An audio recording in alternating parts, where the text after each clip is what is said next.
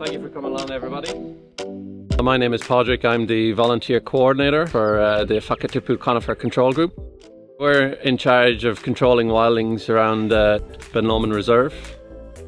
Wildlings were introduced originally as forestry here in the area. Their seed is spread everywhere. It's invading native landscapes and crowding out native biodiversity.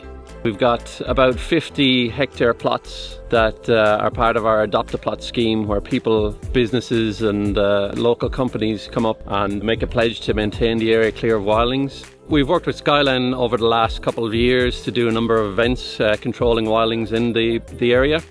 With the help of all of our volunteers here, we've controlled thousands of wildlings that would invade this native landscape.